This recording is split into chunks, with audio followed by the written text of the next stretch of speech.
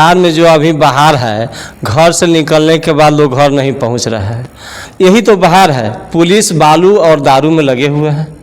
नीतीश कुमार जी मानसिक रूप से बीमार है और वास्तव में यहाँ भाजपा की बहार है। सरकार कानून व्यवस्था में पूरी फेल हो चुकी है, जिसके कारण वे सभी लोग में लग रहा है कि उन लोगों को सांप सूंघ लिया है।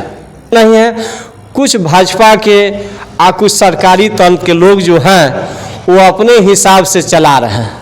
हम बिहार में इस बार इंडिया गठबंधन के सभी दल कमर कस लिए हैं कि भाजपा को इस बार भगाना है तो भगाना है, एकदम निश्चित मान लीजिए।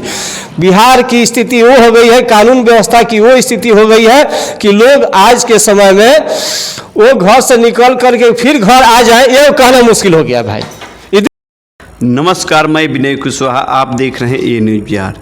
मेरी मौजूदगी तरैया विधानसभा में है। हमारे साथ में वीआईपी के जिला अध्यक्ष हरेंद्र सहनी जी हैं। आइए हम बात करते हैं कि बिहार विधानसभा चुनाव में सभी पॉलिटिकल पार्टियां सक्रिय इस भूमिका में है। यहाँ पर देखा जाए तो सारण में राष्ट्रीय जनता दल बड़े भाई की भूमिका में है और छोटे भाई की भूमिका में वीआईपी है और अन्य सहयोगी पार्टियां हैं। पहल आपका ए न्यूज़ बिहार में स्वागत है। सभी लोगों का स्वागत है, आपका भी स्वागत है। सर, बिहार में बहार है, नीतीश कुमार है, क्या कहना चाहेंगे? देखिए ना, बिहार में जो अभी बहार है, घर से निकलने के बाद लोग घर नहीं पहुंच रहे हैं। अभी फिलहाल 31 मर्डर हो चुका है। मर्डर? हाँ, यही तो बहार है। पुलिस बालू और दारू में लगे हुए हैं। नीतीश कुमार जी मानसिक रूप से बीमार है और वास्तव में यहाँ भाजपा की बहार है। घर से लोग निकलने के बाद यह नहीं समझ रहा है कि हम घर जाएं कि नहीं, पहुंच पाएँ कि नहीं। यही तो बहार है नीतीश की। आप जैसे पत्रकार लोग नहीं बच पा रहे हैं तो हमारे जैसे आम नागरिक की क्या स्थिति होगी इस सरकार में। सरकार कानून व्यवस्था में पूरी फेल हो चुकी है। उसके दिमाग में एक ही बात बैठा है कि इस बार 2025 में महागठबंधन की सरकार बिहार में बनने जा रही है, जिसके कारण वे सभी लोग में लग रहा है कि उन लोगों को सांप सूंघ लिया है। ऐसे स्थिति में सरकार को कौन पूछ रहा है कि चल रहा है कि क्या हो रहा है। कानून व्यवस्था पूरे बिहार की लचर हो गई है। आदरणीय मुख्यमंत्री जी को ये कानून व्यवस्था से कोई लेना देना नहीं है। कुछ भाजपा के कुछ सरकारी तंत्र के लोग जो हैं वो अपने हिसाब से चला रहे हैं। हम चाहेंगे कि इस पर आदरणीय मुख्यमंत्री संज्ञान लें। जो स्थिति बनी हुई है उसको देखे समझे। आज के समय में कोई सुरक्षित नहीं है, ऐसा सब लोग देख रहे हैं। आप भी देखिए। माननीय मुख्यमंत्री जी इस मामले में कानून व्यवस्था पर कोई बयान नहीं दे रहे हैं। उनके तरफ से सम्राट चौधरी जी बयान दे रहे हैं, जबकि सम्राट चौधरी जी के पास गृह विभाग नहीं है। क्या वो बयान देंगे? क्या नीतीश कुमार जी बयान देंगे? वो खुद मानसिक बीमार हैं। वो गृह विभाग नीतीश जी के यहाँ है। अगर वो बयान देते, उस चीज़ को देखते तो बिहार की आज हालत नहीं होती। भाजपा जैसे कह रहे हैं वैसे नीतीश कुमार कह रहे हैं। भाजपा कही है कि आप बीमार हैं, अपने यहाँ आराम से घर में बैठिए, वो घर में बैठ गए हैं। वो उनके यहाँ गृह विभाग है, काम उनका कर रहे हैं आपके उप मुख्यमंत्री जो है सम्राट चौधरी। तो क्या लीजिएगा? भाजपा आरएस की ये जो दोनों का जो संगठन है बिहार में चाहती है कि गरीब को यहाँ से जो स्थिति बना हुआ हटाए।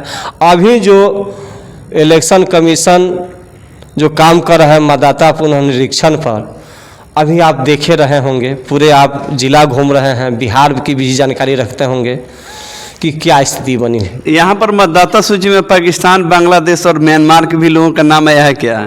कहीं से अगर कोई बीएलओ बताए।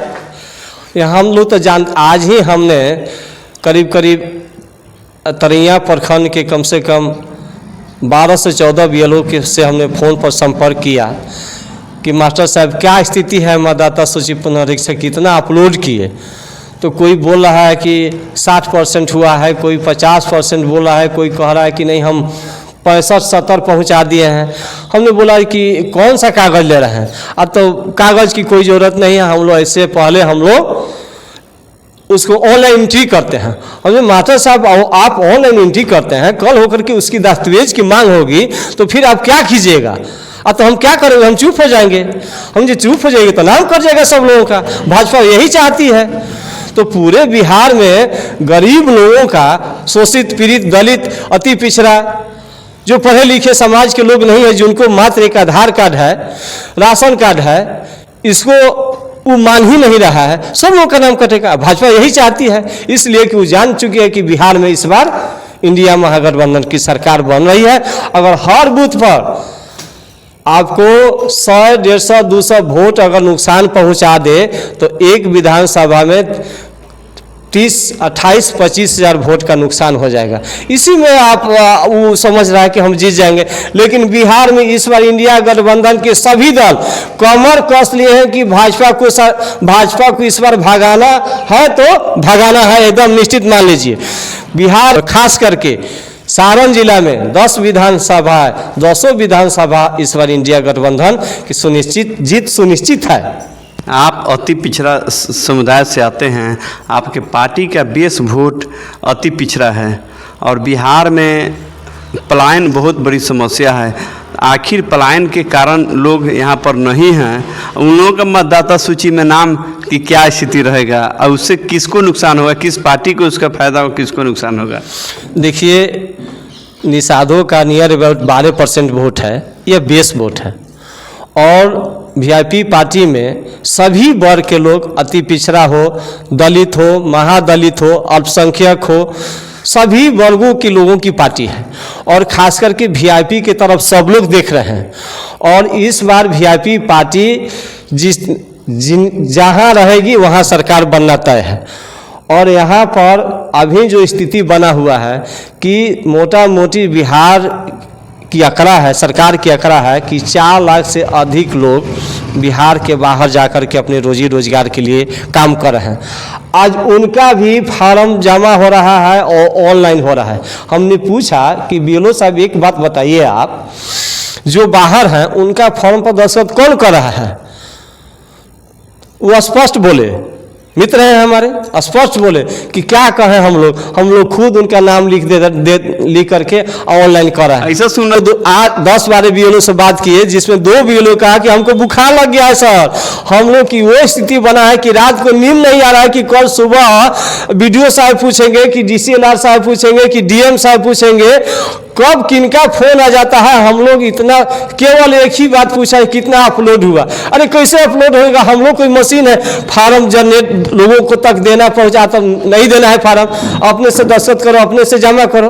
अब बताइए, अब तो हम लोग गांव में जाएंगे, पहले किसी के घर में जाकर के फार्म दे करके चले आए हैं और दूसरे घर में फार्म अगर नहीं देंगे, अपने से भर करके दे देंगे तो आकर के तुरंत पूछा, मास्टर साहब हमारा फार्म क्या हो गया? तो हम क्या जवाब देंगे? हम बीएलओ साहब यहाँ तक बोले कि लग रहा है कि हम लोग यहाँ के लोगों से हम लोगों को मारपीट होना तय है। इसका मूल कारण है सर, यह बता रहे हैं, ये बहुत बड़ा मामला है। इलेक्शन कमीशन भाजपा की जो अभी चल रहा है बिहार के अंदर, क्या इलेक्शन कमीशन जो है सो निष्पक्ष नहीं है? निष्पक्ष रहता तो आज 2024 में लोकसभा का चुनाव हुआ, 30 सांसद एनडीए का जीत करके गया। उस समय बांग्लादेशी वोटर नहीं था। अभी आपका विधानसभा चुनाव के पीक टाइम आया हुआ है, तो आपने वोटर लिस्ट का पुनरीक्षण कराने से कोई एतराज नहीं, कराइए। विधानसभा चुनाव हो जाता, चाहे लोकसभा चुनाव होने के तुरंत बाद से अपना शुरू कर दे, समय मिलता। बाहर जो लोग बाहर हैं उनको बुलाया जाता, खबर होता, लोग आते। इतना संख्या में बाहर से कैसे लोग अभी आ सकते हैं इतना कम समय में घर पर? देखते हैं कि खास करके दीपावली छठ में लोगों के आने के लिए ट्रेन मुश्किल हो जाती है। अभी पूरे बिहार की जनता को, जिसमें 4 लाख से अधिक बाहर रोजी रोजगार के लिए गए हैं, कैसे आएंगे? कैसे अपना कागज सबमिट करेंगे? इसलिए हम ये कहेंगे कि इलेक्शन कमीशन इस चीज़ को ख्याल रखें कि अभी इस चीज़ को ध्यान में रख करके स्थगित करें और विधानसभा की चुनाव हो जाने के बाद निश्चिंत से अपना काम कराएं और उनका अधिकार है वो करा सकते हैं। आज बाबा साहब का दिया हुआ मत का अधिकार हम लोगों के पास नहीं रहता तो आज भाजपा हम लोगों को बूथ तक जाने नहीं देती। ऐसा लग रहा है, ऐसा लग रहा है, आप लोग भी देख रहे हैं। आज व्यवस्था कानून की जो बनी है आप देख रहे हैं। यह बहुत बड़ी बात है कि डॉक्टर भीमराव अंबेडकर के द्वारा दिया गया संवैधानिक अधिकार के दौरान हम लोग वोट देते हैं, अन्यथा यदि हम लोग को अधिकार नहीं मिला होता, संविधान में अधिकार नहीं होता तो भाजपा की सरकार हम लोग को मतदान करने भी नहीं देता। ऐसा हरिंदर सहनी जी का कहना है। ये सही बात है।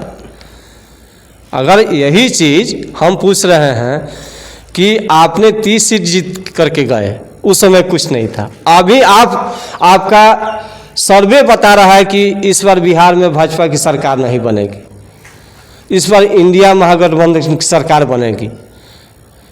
बहुत बहुत जो छलवा करना है। बहुत बहुत धन्यवाद।